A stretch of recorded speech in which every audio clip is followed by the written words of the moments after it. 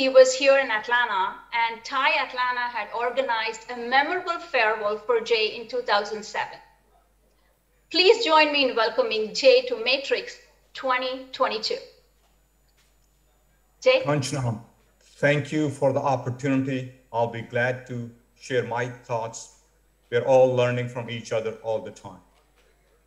That's wonderful. Thank you, Jay. I think, we are talking to the Matrix Forum, a think tank initiative for TiE. And as we recently learned, TiE Bangalore is one of the first chapters started in 1999. And the Matrix Forum started in 2014.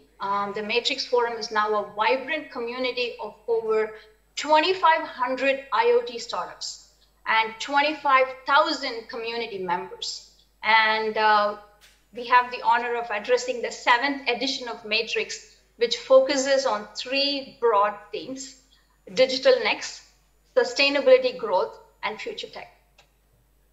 So for the benefit of the audience, we are going to focus on making it as relevant as possible, since both Jay and I have been entrepreneurs for 25 years.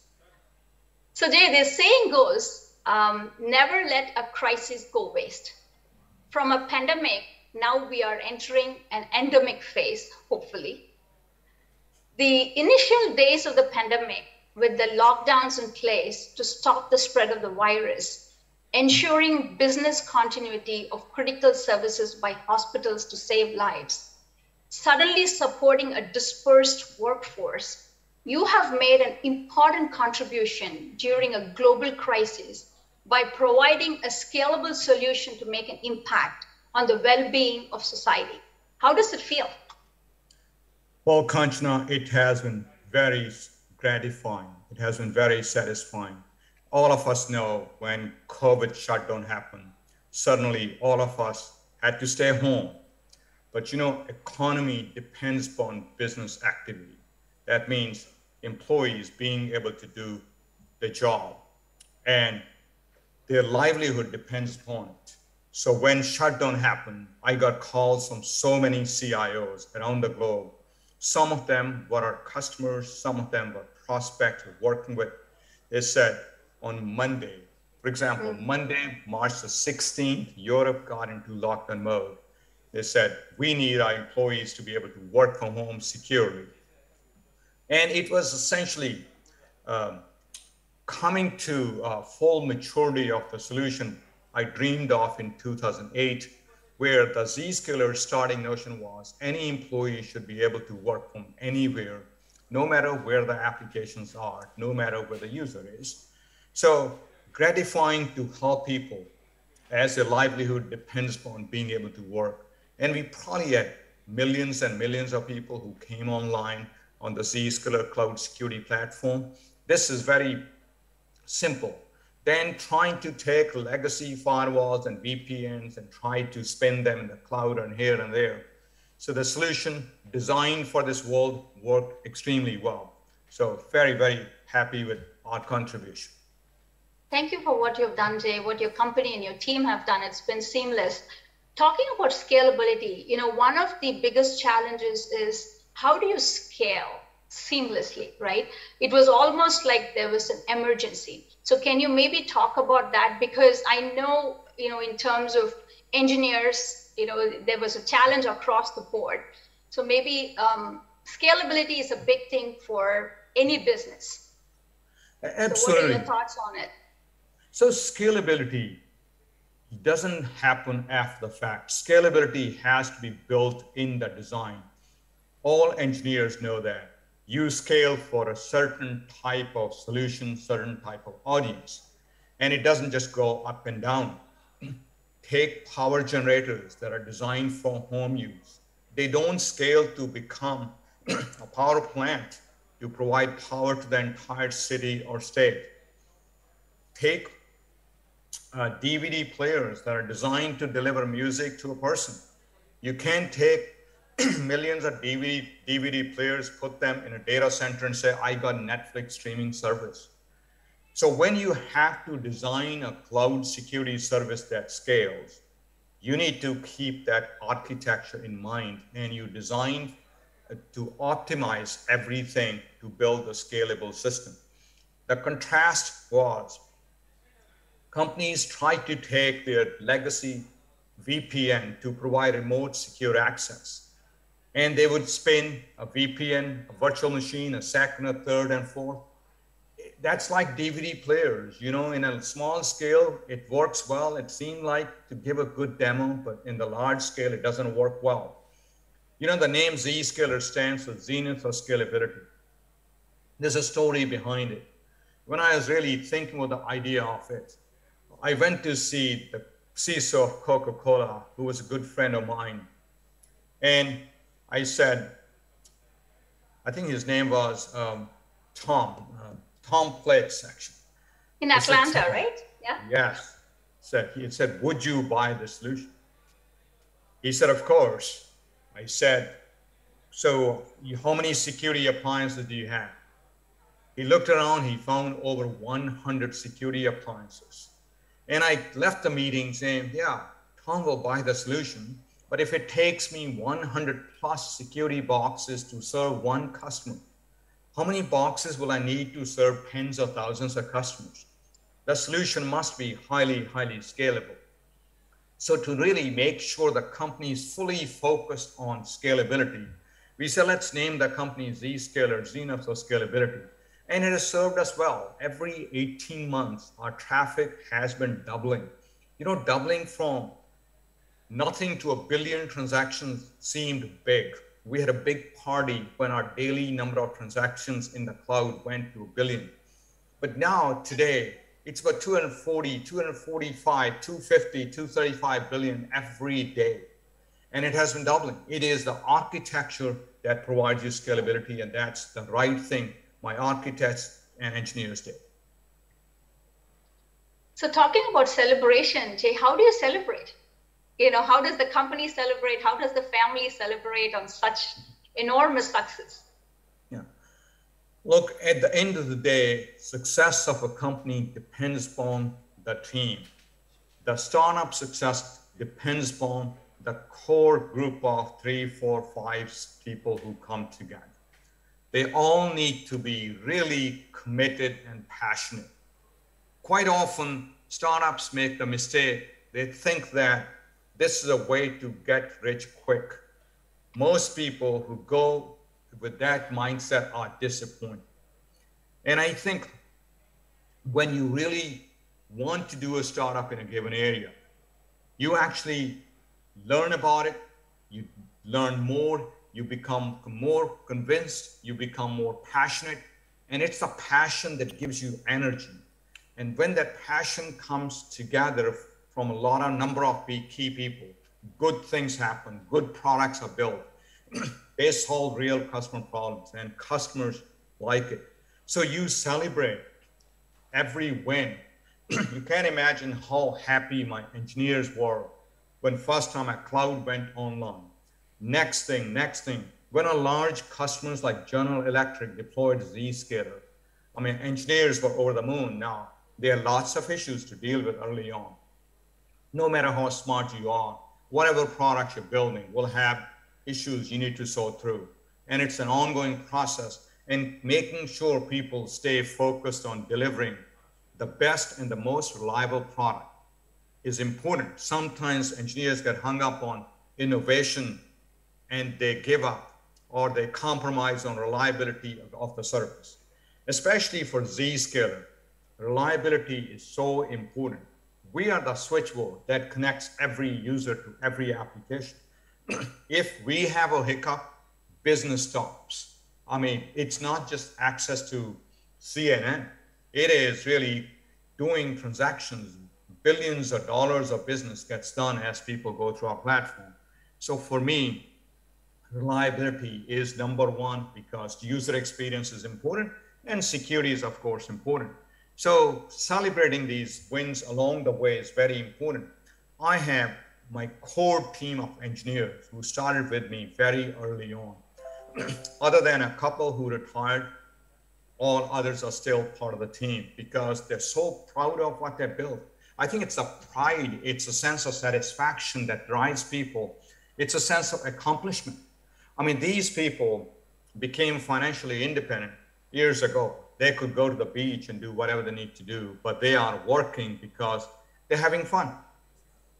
That's awesome. Yeah, I read about the white paper with Johnson Controls, and I thought that was just a phenomenal deployment in the midst of the pandemic. Yes. So I think there is just so many great stories over there of the impact you've made, Jay. So definitely hats off. I wanted to talk to you a little bit more about why you chose to devote your time and energy to the security industry.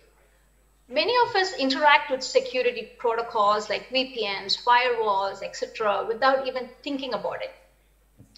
However, you seem to realize early on that modern security models will no longer be effective as the computing landscape migrates to the cloud and the evolution and scale of remote work increases. Can you elaborate on why you decided to dive into security and what you spotted as the key opportunity to disrupt and reinvent a new security model? Yeah, Kanchana, probably what you call modern security model, I would call it current security model that started in early 90s. So it's no longer modern. So I got into startup world by accident. Okay. But when I decided to do a startup, and it was all after reading about Netscape, the company that Mark Andreessen launched, and it went public. There's a lot of publicity around it. Probably the first high flyer, Valley internet-centric company. I read up everything about it, and I loved it. The more I read about it, the more I fell in love with it. And the question I asked myself, why can't I do a startup? There's no background of entrepreneurship in my family of small-scale farmers. So we decided to do the startup. The next question was, which area? Okay. So this is probably fundamental to how I think. I always want to go for a new area, first mover advantage. Okay. And when you go for a new area, there's no IDC data to prove how big the market is. You are taking some chances. But it was obvious to me that if internet takes off, if all these companies connect to the internet, they will need some kind of security. And firewalls are being built at that time. And I felt that if all these firewalls need to be deployed, somebody needs to know how to deploy them, how to architect them, how to support them. So Secure IT was started as a security services company. And it was done as a services company because I couldn't raise any funding. So you couldn't do a product without significant funding. And my wife and I ended up putting a life saving on the line. So but, Jay, though you had all that experience, VCs weren't throwing money at you. Right. No, they asked a simple question. What startups have you done before? Zero. I say, how much have you sold? I mean, they will say, sell something and come back and talk to us. I didn't tell them, but I said, if I sold something, I probably won't need you. I mean, that's what happened. We put our life savings. It was the biggest and the best gamble of our lives, and it paid off. So I think that the lesson in that thing was, you look for a new market opportunity, a new pain that's evolving and emerging, others haven't solved. That was number one. Number two was, let's be ready to take risk. If you aren't taking risk, you aren't going to get anything significant. And the way you rationalize risk is, what's the worst that can happen if your venture fails? That's really was probably the defining moment in starting Secure IT with our own funding. If things don't work out, company will fail, we'll lose our savings. Then what? Well, we can find a job. I mean, that's really was what took us there. Now, back to your question on security. So at that time, I started selling, deploying, designing firewalls, VPNs, a bunch of technologies.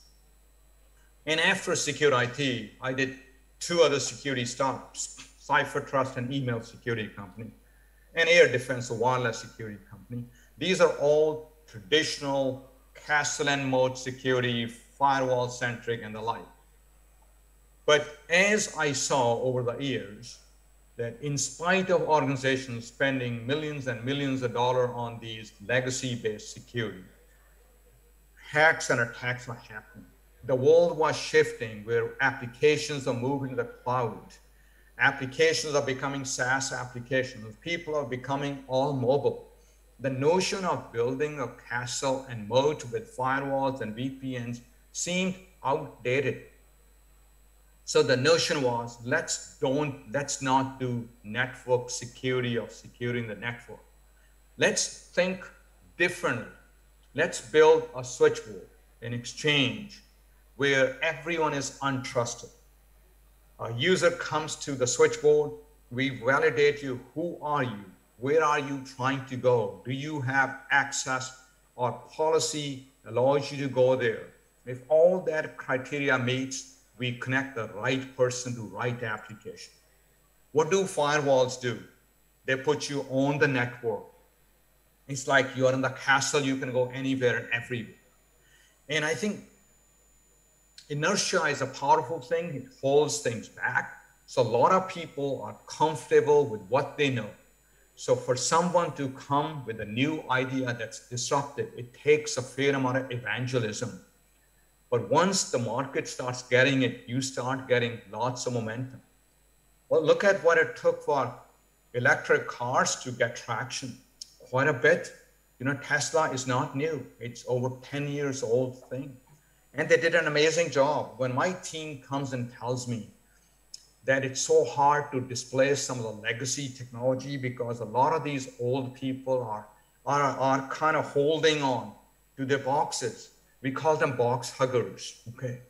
But I tell them, if Tesla could take on this whole traditional car business and upend them, why can't we upend this legacy firewall and VPN business?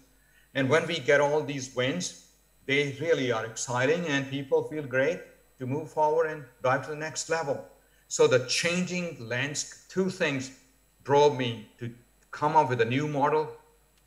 One was the threats were growing in spite of millions of dollars spent on this firewall and VPN centric business. Two, cloud and mobility happened. And trying to take firewalls and VPNs and spin them in a cloud and call them cloud security is like building a Netflix streaming service or DVD players. It just doesn't work. Jay, you made an interesting point about you and your wife deciding to quit a job, and then the worst thing that can happen is the ability to go back and get a job. So I know there's a lot of debate going on about college dropouts going on their entrepreneurial journey. So what is your take on it? Look, there is no black and white answer, but I personally believe that it's good to get some real work experience. Okay, we all need to learn, and we're learning every day. You could learn technology. You could figure out technology, people management, leadership, figuring out, building teams, all that stuff is very different, just writing code and some cool technology.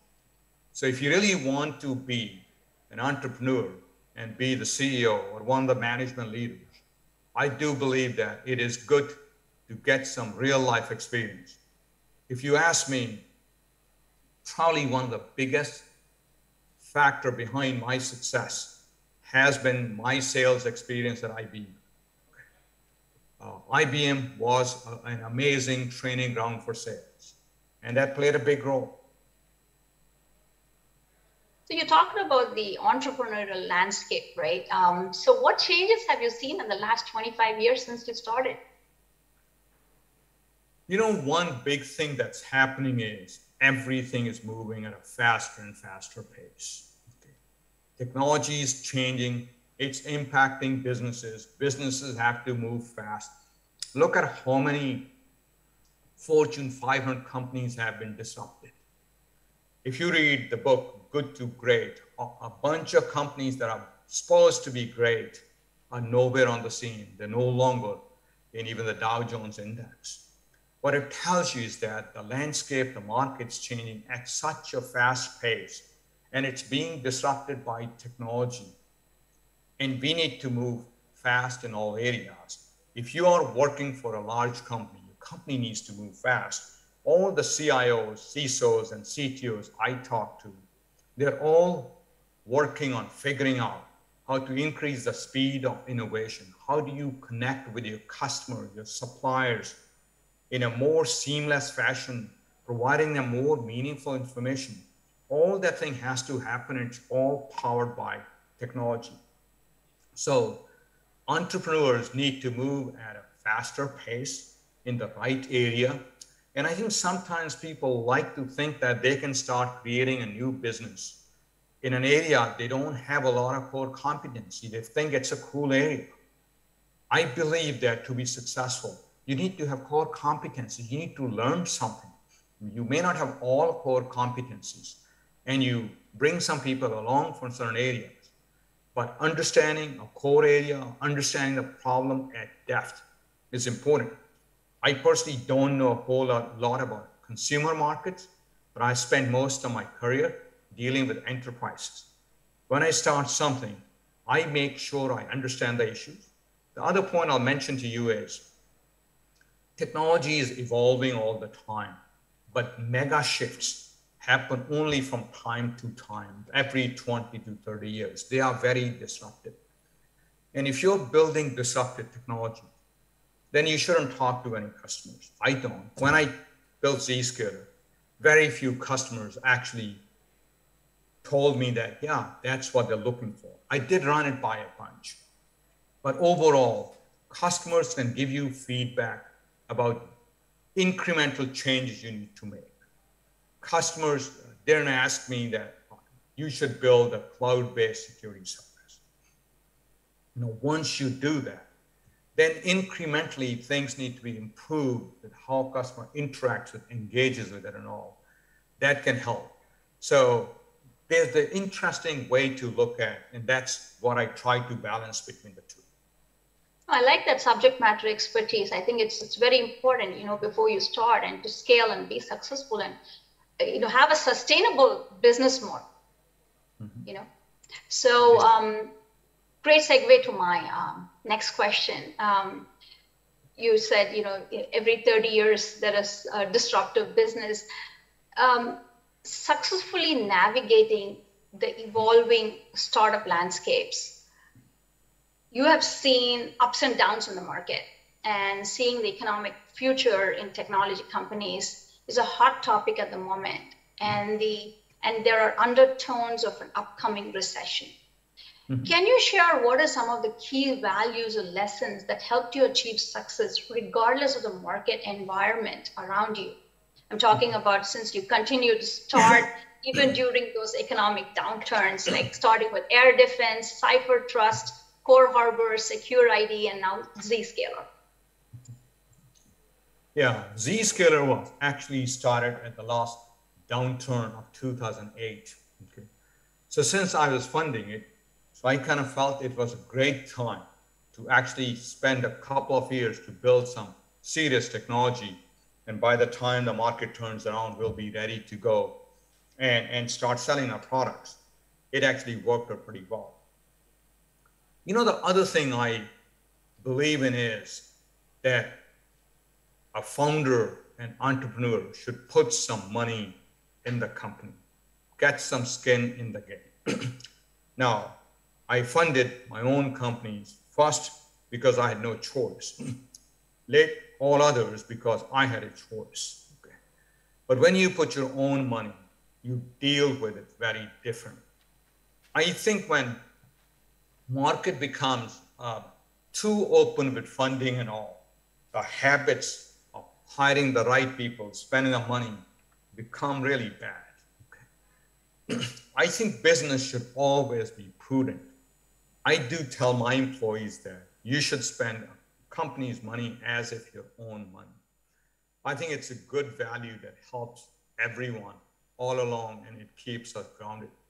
I mean, you're reading the same articles I'm reading out there, and I'm talking to the same kind of companies who kind of thought the valuation will always be 50x, or you got a $5 million in sales and you can expect $500 million market cap. I mean, those kind of things are fluffy for a while. They've gone away. They're going away. but core technology and its value is always needed. If you are solving real problems, if customers see real value, your company will do well. I think entrepreneurs need to take a long-term view of success rather than a quick build it, flip it. Now, you find some of those things have happened from time to time, but in the overall scheme of things, companies that really solve your problems, so make it happen, yes. So Jay, the question was, sorry to interrupt, 2008, you said you started Zscaler during the previous economic downturn.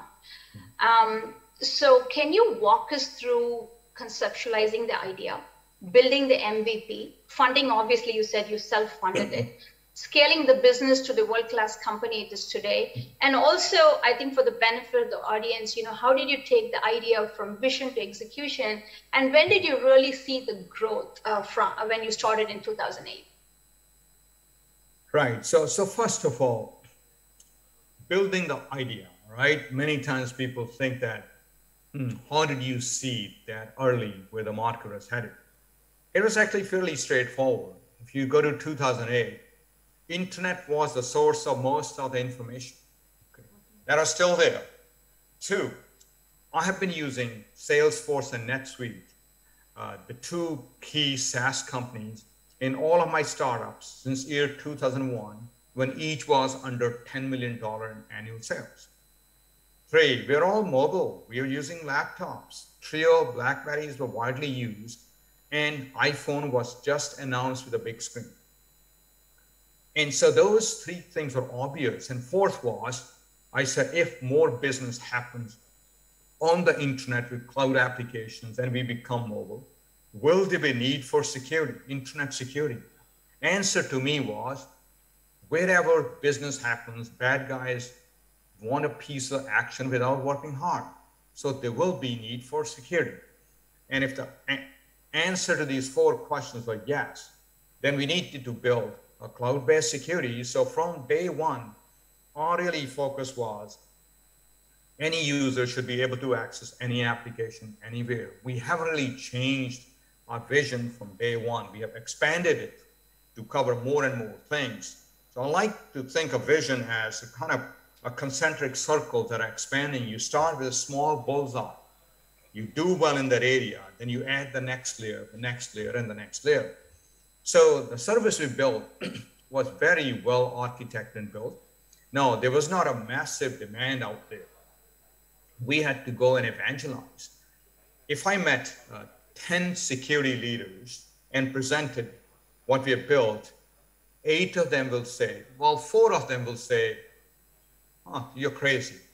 4 will say, not really interested. Seems intriguing, but not interested. And 2 will say, wow, what a great idea. We will love to try.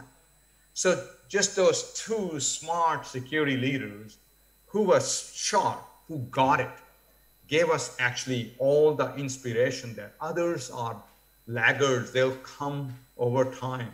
Let's go and close these 2. Right? You don't need to close thousands of customers in a startup. Right? So our revenue actually started to take off pretty well. I mean, first year we did about 2 million, went to about 11 million. From there, went to about 24 million. So the growth was pretty good from starting from where we are.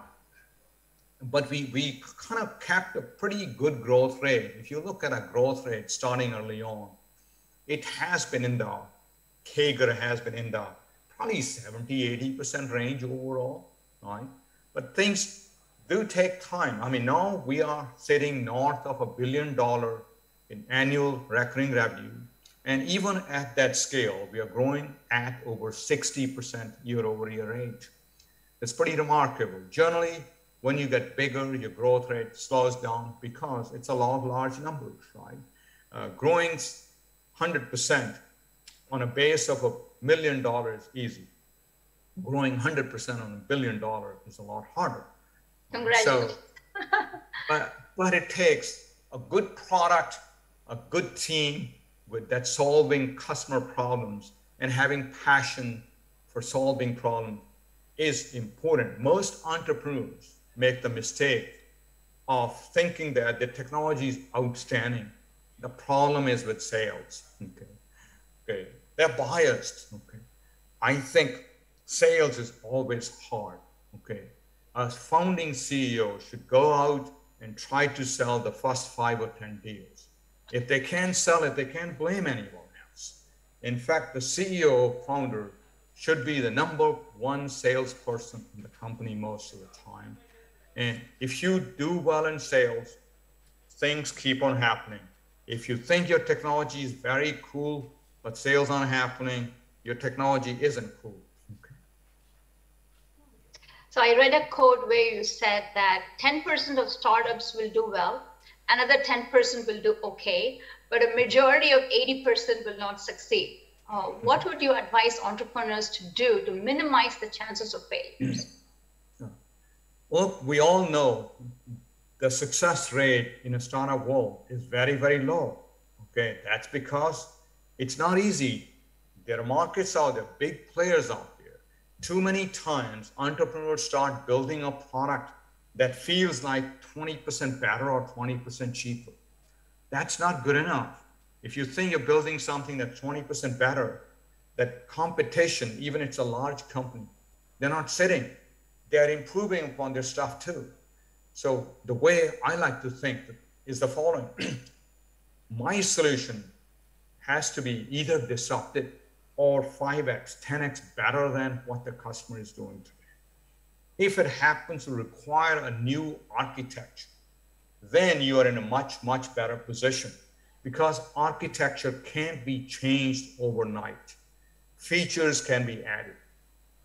So if you think about what you're building, if it is on a new, better, simpler architecture, you will succeed. Example of architecture could be, say, for example, electric car. And traditional car, they look similar, but you open the hood, everything is different. How can traditional big car companies compete with electric cars? Well, finally, they're coming around. They're still trying to catch up after 10 years. So the first mover advantage you get is significant. If only if you have a good go-to market machine. Otherwise, others will come from behind and overtake you.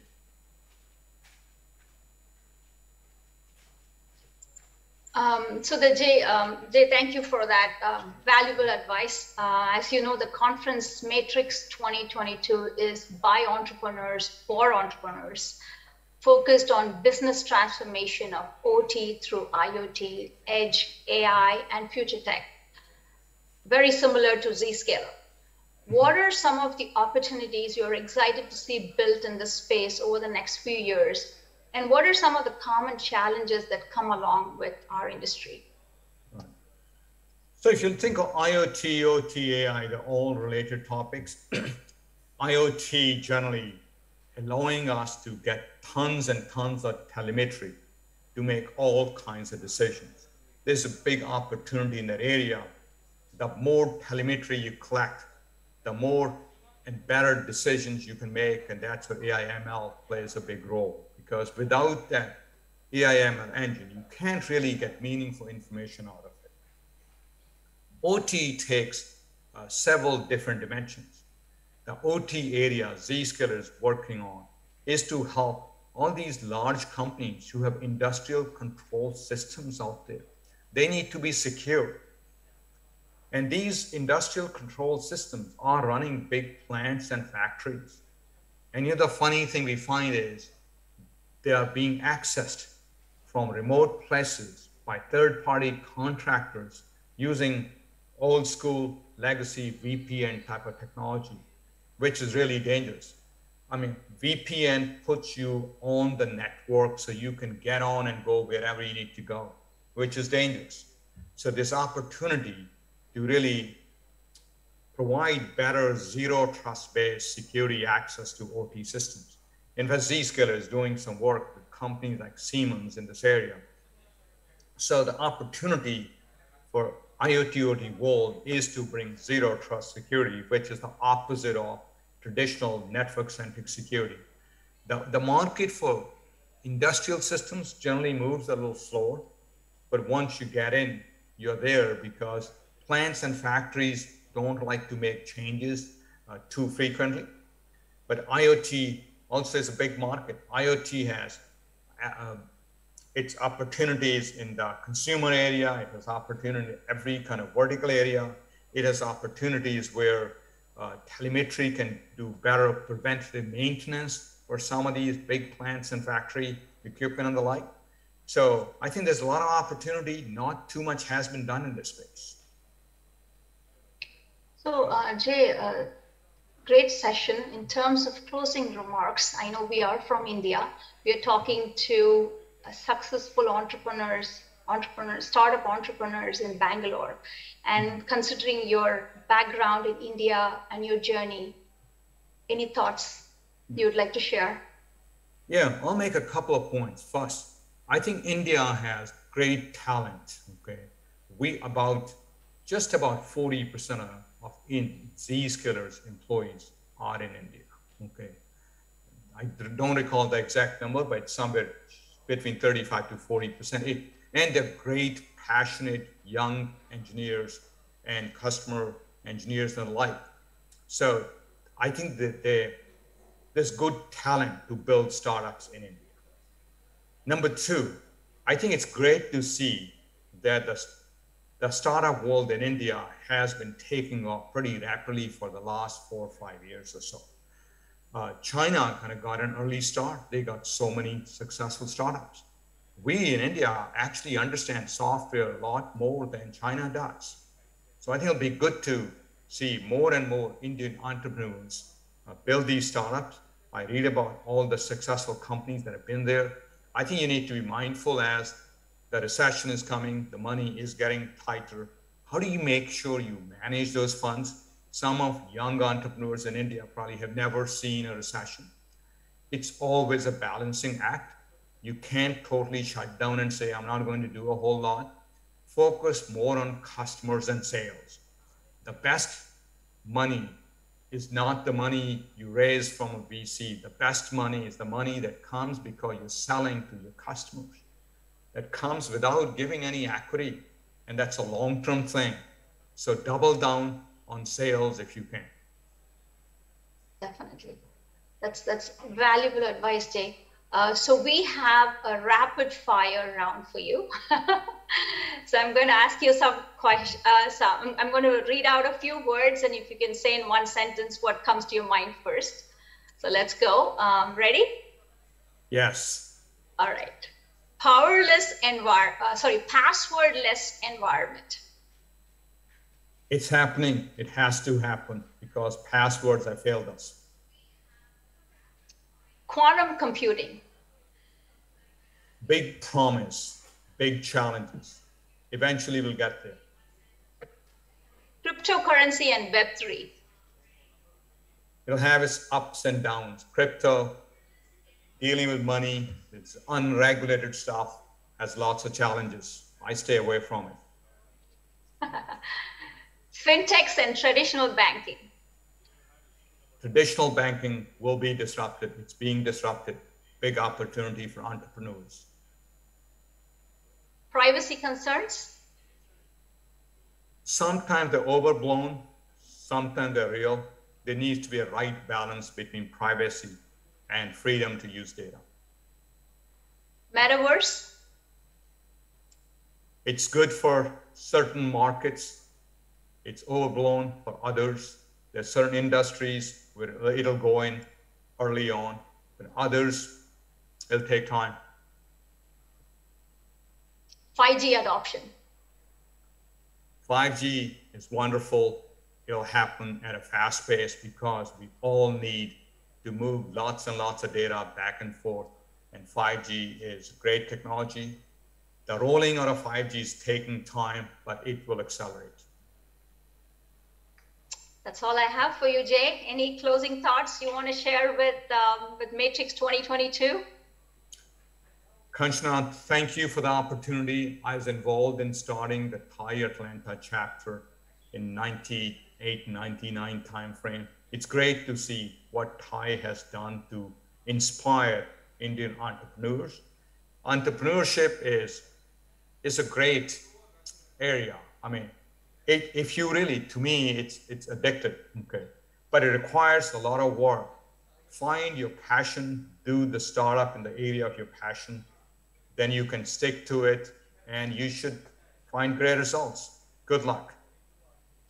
Thank you, Jay. On behalf of Jay and I would like to thank you for giving us an opportunity to be part of Matrix 2022. Thank you for your time, Jay. Take care. Thank you.